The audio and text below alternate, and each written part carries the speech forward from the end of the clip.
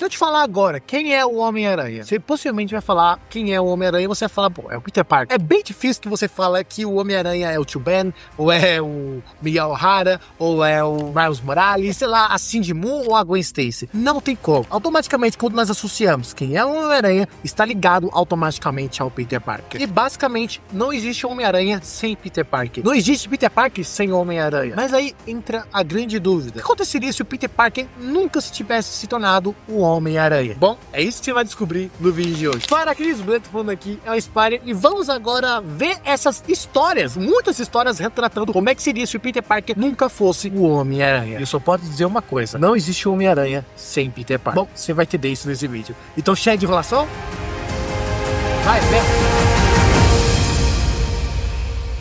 Bom, em 1977, acabou que criou um arco dos quadrinhos, uma capa variante, por assim dizer, um universo diferente, chamado What If, que ficou muito conhecido nos dias de hoje, mas basicamente são eventos que acontecem que, e se tivesse acontecido certa coisa? Por exemplo, o que aconteceria se o Peter Parker não tivesse tirado o Symbiote Venom? O que aconteceria se Peter Parker nunca fosse picado pela aranha? Por exemplo, uma das primeiras histórias que foi colocada nesse quadrinho What If é fazendo o Peter Parker se apresentando e tentando entrar a um dos grupos que ele mais ama naquela época, e no qual foi o Quarteto Fantástico. Ele tentando realmente entrar naquele grupo do Quarteto Fantástico. Mas acabou que na edição número 7, por exemplo, que acabou sendo escrita pelo Dan Coogler e o Rich Hongler, eles acabaram criando histórias sobre o Homem-Aranha, o que aconteceria se ele não tivesse ganhado os poderes de Homem-Aranha, mas teria sido outras pessoas, como por exemplo a Betty Brant, ou até mesmo o filho do JJ Jameson, ou até mesmo uma das versões mais conhecidas dessas versões, que no caso é o Flash Thompson, sendo o próprio Homem-Aranha. Uma das coisas mais interessantes que eles acabam colocando no final de todas essas histórias é que todos eles acabam abandonando o manto de ser o Homem-Aranha, vendo que eles não conseguem pegar tanta carga, tanta responsabilidade de ser um super-herói e terem poderes de assumir o manto de herói. E por justamente focarem nesse tema, os próprios diretores, quando eles estavam criando essas versões, e principalmente relacionado ao Flash Thompson, ou Spider-Flash, por assim dizer, eles acabam retratando justamente sobre isso nas histórias do Homem-Aranha. Que existe aquele grande conceito que foi conhecido por nós, que qualquer um pode usar máscara, e eles falam nessa história que não é qualquer pessoa que pode usar máscara. O Homem-Aranha só é Homem-Aranha por causa do seu Peter Parker, porque igual qualquer outra pessoa não conseguiria assumir a grande responsabilidade de ser um Homem-Aranha, de ser um Peter Parker. Só o Peter Parker tem realmente a máscara. É ele que tem que vestir a máscara. Eles acabam colocando esse detalhe que é muito interessante e até mesmo quebra alguns tabus, algumas coisas relacionadas à época de hoje, relacionadas sobre o Aranha-Verso. Mas enfim, isso eu quero discutir no outro vídeo, porque eu ainda quero fazer um vídeo sobre o grande problema do Aranha-Verso. Caso esse vídeo já saiu, tá aqui nos cards. Caso não, é melhor você já estar inscrito aqui no canal, porque esse vídeo ainda vai sair sobre o grande problema do Aranha-Verso e como está afetando diretamente o Peter Parker. Enfim, se inscreva para receber esse vídeo e também para mais coisas relacionadas ao Homem-Aranha. Mas enfim, bom, eu sei que o grande motivo desse vídeo é falar o que aconteceria se o Peter Parker nunca tivesse se tornado o Homem-Aranha. E acabou que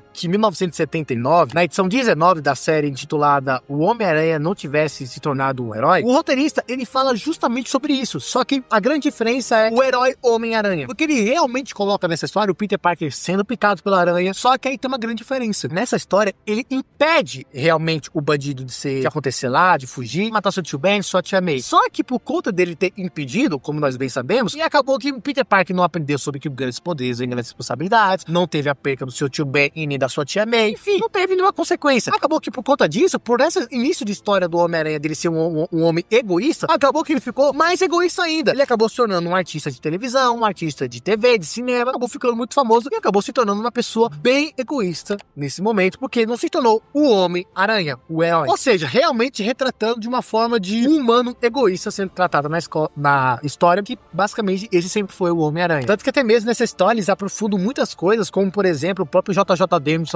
Jameson, ele querendo destruir o Homem-Aranha várias vezes, o Homem-Aranha realmente também querendo destruir o JJ Jameson, tendo vários momentos de raiva. É bem interessante esse arco de como é mostrado o ego do Peter Parker nessa história, porque realmente é uma coisa que não tá em volta do seu redor, que é com poderes e responsabilidade, que de fato é o que constrói o Homem-Aranha. O poder, aranha e responsabilidade homem, por isso Homem-Aranha. Eu sou muito filósofo. Mas acabou que anos depois, em 1984, acabou que a história escrita pelo Peter Gill acabou retornando novamente a história do What If, onde basicamente o Homem-Aranha acaba fazendo basicamente a mesma coisa, mas a partir de uma visão mais otimista. O Homem-Aranha realmente se tornando um super-herói. Só que acaba que, diferente daquela história, quem acaba morrendo não é o tio Ben, mas sim a tia May. E nessa história, o Homem-Aranha, ele ainda tem uma parte meio egoísta, mas mesmo assim ele ainda tenta realmente ser um herói, fazer algumas atitudes heróicas. Até o próprio Tio Ben descobre que o Peter Parker é o Homem-Aranha, ele já havia desconfiado disso há muito tempo, ajuda o garoto, mas mesmo assim ainda tem um tom mais otimista e ainda uma história legal, mas conta uma história de uma maneira bem diferente. E mais aí, novamente, acabou que nos anos mais pra frente, já nos anos 2000, acabou que realmente criou uma nova história do Homem-Aranha dele, se ele não tivesse tornado o Homem-Aranha. Acaba que no momento, ele é picado pela aranha, só que aí acaba acontecendo alguns efeitos colaterais, aí acaba que o braço, ele é muito distorcido, muito danificado, chegando até certo ponto de ele quase até mesmo perder o seu próprio braço. Mas aí acaba que ele acaba ficando infectado e tendo muita pouca mobilidade. Isso só foi uma história realmente só pra gerar um hype na época, por causa da época que tava sendo histórias mais sombrias, destinos estranhos, sombrios. Acabou que colocaram essa história aí e acabou colocando isso mesmo. Mas acabou que novamente nós tivemos isso de novo, só que agora no próprio universo do Homem-Aranha. O Dan Slott,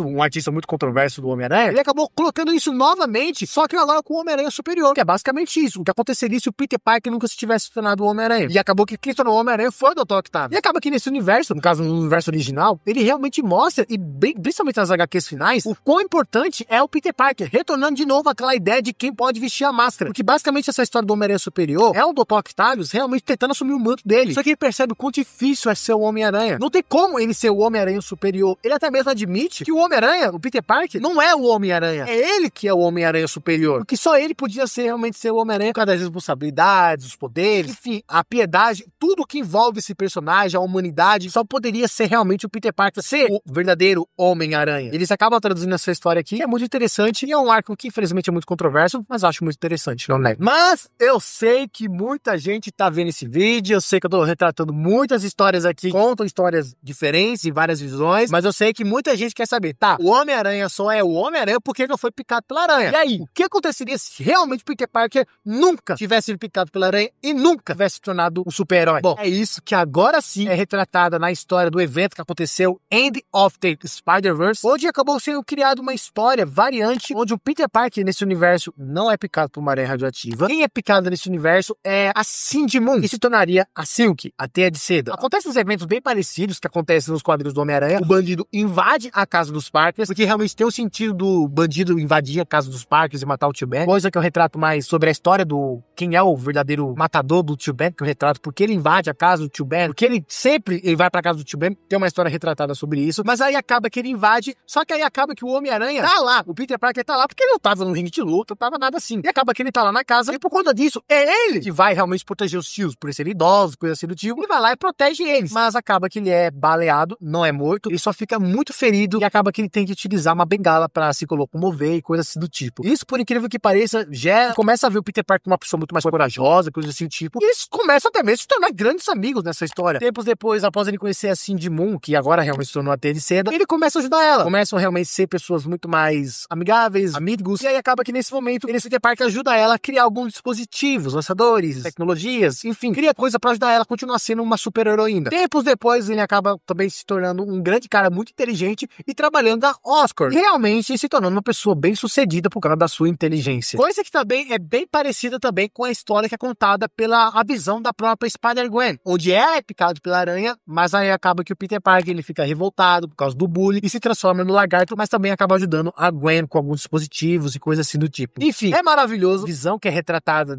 das diferentes versões do Homem-Aranha, mas uma das coisas que ele sempre retrata, e é isso que eu acho mais interessante nessa história, é que mesmo que exista o Aranha-Verso, com várias versões, como Miguel Hara, Cindy Moon, Jessica Drew, o Spider-Gwen, Miles Morales, enfim, todos por eles serem variantes do Homem-Aranha, essas histórias retratam que, beleza, por existir essas versões variáveis do Homem-Aranha, ela retrata que entre todas as pessoas que podiam ser o Homem-Aranha, beleza, podem existir versões extremamente interessantes, muito bem boas, por assim dizer. Eu particularmente acho muito interessante as versões do Aranha-Verso que nos apresentado, que são mais conhecidas hoje em dia, mas eu gosto também de histórias que tratam o Homem-Aranha de uma visão muito diferente, como por exemplo o Homem-Aranha da Terra 15, onde o cara é literalmente um assassino psicopata, coisa assim do tipo. Enfim, eu acho muito interessante, mas o que eles tratam nessa história é que o Homem-Aranha só é o Homem-Aranha por causa do Peter. Peter só é o Homem-Aranha, enfim, não existe Homem-Aranha sem Peter Parker, não existe Peter Parker sem Homem-Aranha. A única pessoa que realmente pode vestir a máscara é o Peter. Eles tratam isso nessa história e eu acho isso muito espetacular, eu acho isso muito incrível, que retrata que só ele podia ser o verdadeiro Homem-Aranha, o único e Homem-Aranha. As versões que surgem em volta, eles têm realmente versões interessantes, por assim dizer, um cara que gosta de ouvir música e é picado por uma aranha, uma mulher que também gosta de tocar música e também é picado por uma aranha, um homem que quer de um futuro e quer pegar as habilidades do do Homem-Aranha e acaba se tornando. Todas essas versões são versões diferentes, mas o contexto é diferente. É outras variáveis que contam visões diferentes e com motivações diferentes. Mas a partir do momento que é colocado o Peter Parker no meio, é o único que, pelo menos na minha opinião, é retratado de forma perfeita. E, tipo, grandes poderes, grandes responsabilidades é só aplicado ao Homem-Aranha. Como nós vemos na história, existem pessoas que quase vestiram a máscara, mas não conseguiram se manter. E o Peter Parker foi a única pessoa que realmente tem a dignidade, por assim dizer, de vestir a máscara. Ele foi o cara mais cagado da vida porque realmente conseguiu ser picado e estar no lugar certo, na hora certa e ser picado pela aranha. Ele nasceu pra isso. Enfim, é uma coisa que eu acho muito interessante. Queria saber da sua opinião sobre isso e também sobre essas histórias. Por favor, se inscreva aqui para receber mais vídeos desses sobre o personagem que nós tanto amamos, sobre esse Homem-Aranha aqui. E é isso. Muito obrigado por ter chegado até aqui. Te vejo então num próximo vídeo. Um beijo, um abraço, falou e tchau. Taking that crown from you.